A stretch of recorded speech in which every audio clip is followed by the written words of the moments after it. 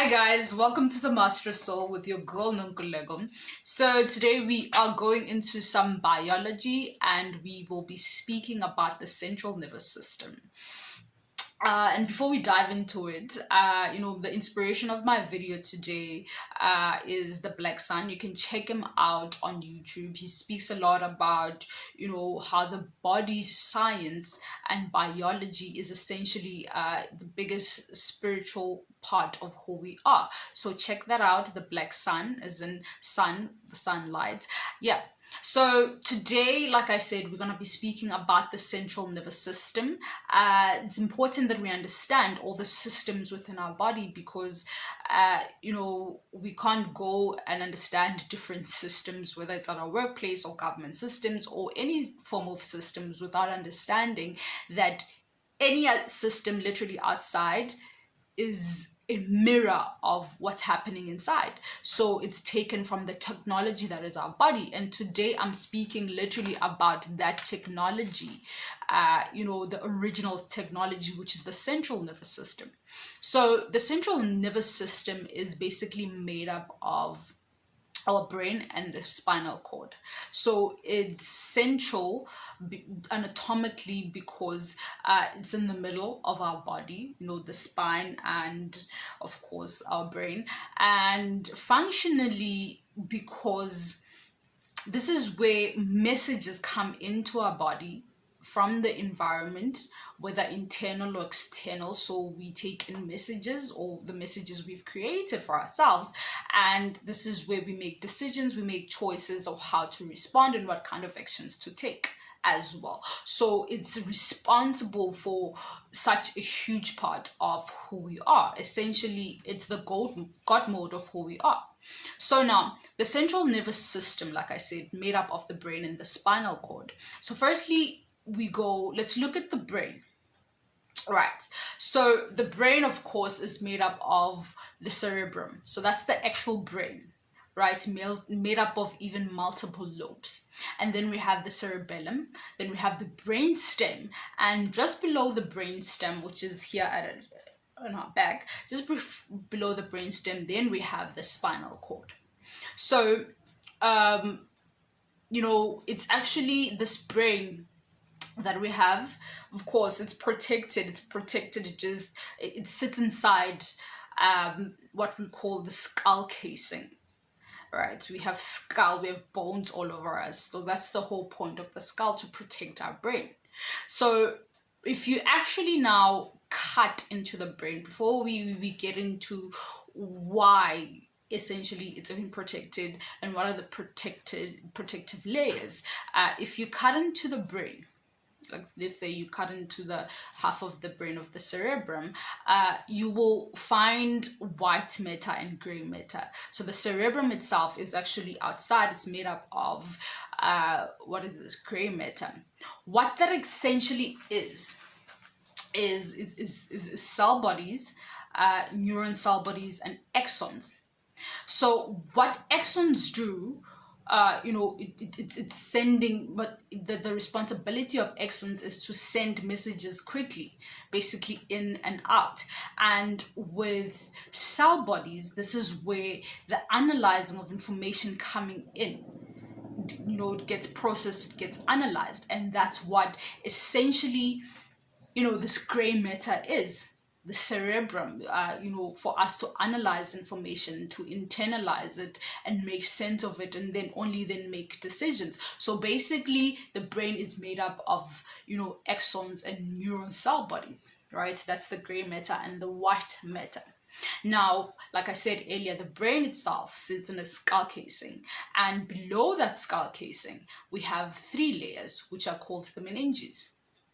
So these meninges are there to protect, of course, still the brain. It's all about the cerebrum.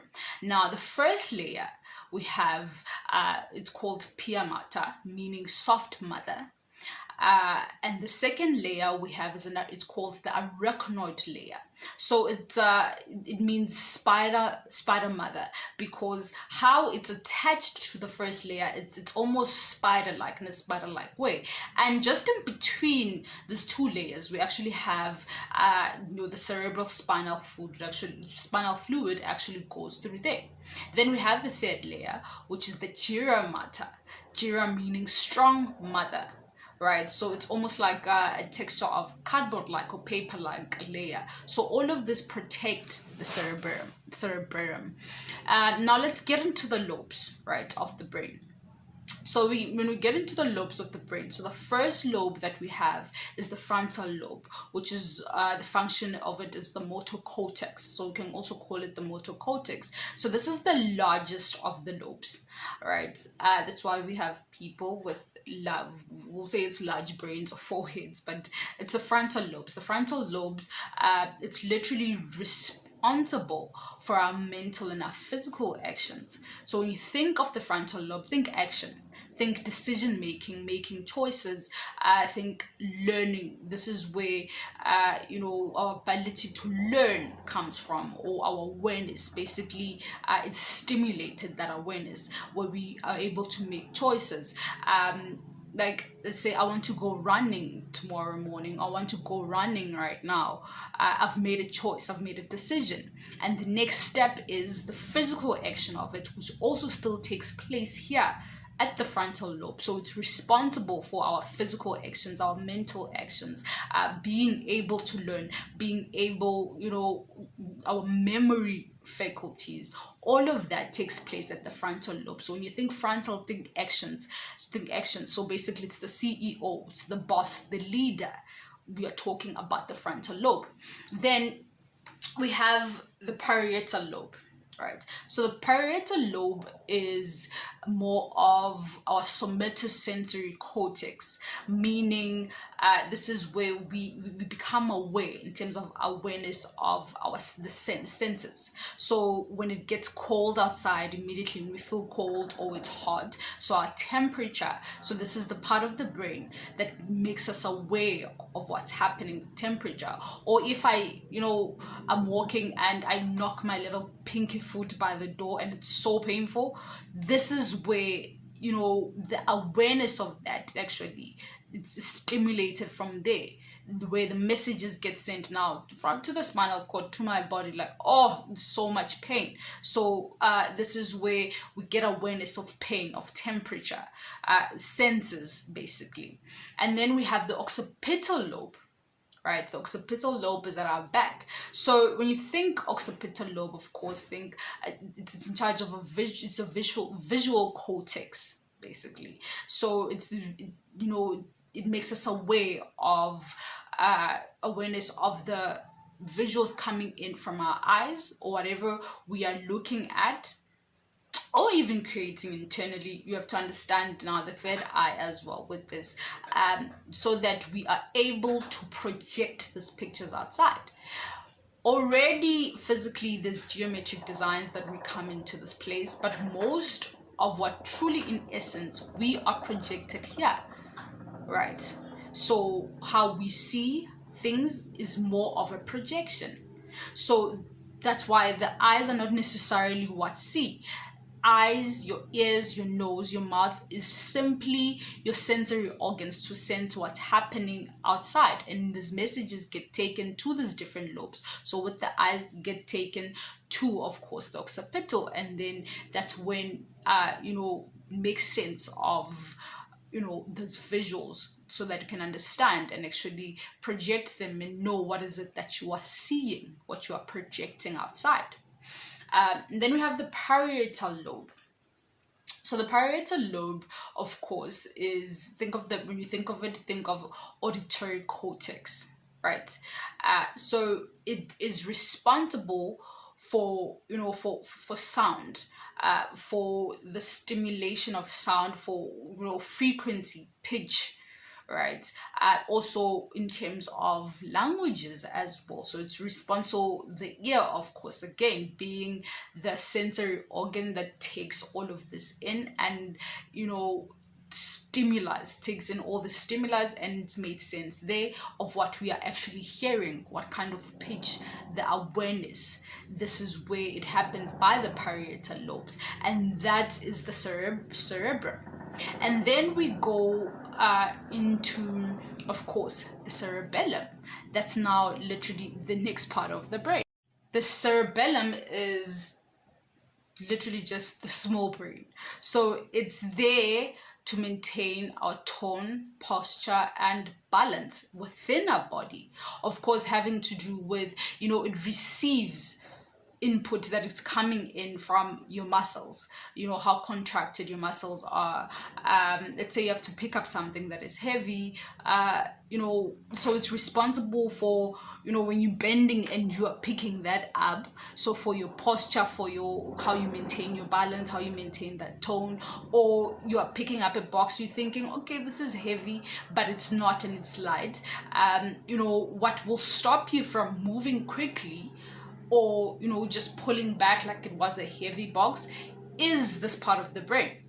It maintains that posture within your body, that balances to where you are. So it's responsible for the effect on our muscles. That is the cerebellum. And then we have the brainstem. So the brainstem, like I said, just here within our brain. So I'm gonna put up some illustrations. You guys are gonna see that. I'm sure you can see them on my screen. So the brainstem consists of, three parts. So we have the hindbrain, midbrain, sorry about that. We have the midbrain, we have the pons, and we have the medulla oblongata, which is also, just gonna call it the medulla. So here, this part of our brain, the brainstem, is responsible for our breathing and, of course, our heart rate, meaning our respiratory and, circulatory system. It's responsible for that. So our cardiovascular rhythms here. But also it houses what we call, the cranial nerves. Right. So for us to be able to, movement in terms of our neck, so it's important movement with our head and our neck. So most of the nerves, the cell bodies actually are placed here. So that's what the brainstem as well is responsible for. Also, it's responsible for our reflexes, which is quite interesting, quite important as well. If you're walking, it's windy, and something comes into your eye, it darts into your eyes, and you immediately close your eyes because you immediately close your eyes. It's a reflex. So this is where the brainstem is responsible for that part. So it's responsible for even, when we want to throw up, basically. And it's also still a reflex. So it's responsible for it, for our blink reflex, for our jaw reflexes. That all of this takes place at what? At the brainstem. And that's essentially the brain, right? That's the function of this technology. And meaning it's responsible for most of the small movements that take place throughout the day. Me sitting here right now and making this video, deciding to make this video and actually making it, having to do research, having to learn, memorize, all of this is encompassed and actually takes place at the brain. That's literally the system of the brain, the central nervous system. And from there, we of course go into the spine, the spinal cord. This is where messages actually come in and out. So literally here, it's, the spinal cord is separated into different regions. Of course, we know that there's 33 vertebrae. So there's like multiple neurons and axons that are continuously just going up and down, coming in and out. And what is this? It's messages. So, if after thinking about doing this video and sitting here, at the frontal lobe decision making, basically the messages is sent back to what? To the spinal cord and throughout the rest of the body, so that I can sit here and do it. Or if I want to go running, if I want to take a walk, all of those messages are going to the spinal cord. Right. So the spinal cord essentially is a very important part as well in terms of our body, because we are able to maintain posture as well. But not only that, movement as well. Without it, we wouldn't be able to move. So these are the very important messages actually go through the spinal cord. So the sections of the regions that it's separated in, of course, we have the cervical, we have the thorax, we have the lumbar, the sacral, and the coccygeal, right? Coccygeal, I mean. So these are the different sections of the spinal cord, right? And that's why we also associate, most importantly, the spinal cord with, when you're looking at chakras as well, the different chakras, right? That's the image. And most of the time you'll see the image of, that Kundalini snake coiling up. It looks exactly like what? Like our spinal cord in our brain, like literally just sitting like this. And that's why I say the central nervous system is the original technology. It's without it, there's no body. Without it, there's no consciousness. There's no me. There's no you. Your brain is literally it's literally you, because that's where all the conscious decisions in essence actually take place.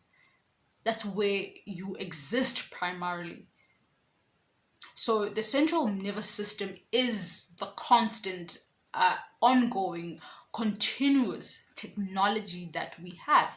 And understanding the system can help us to understand even the various systems outside and why they created the way they are. So until next time, it's ASTRO.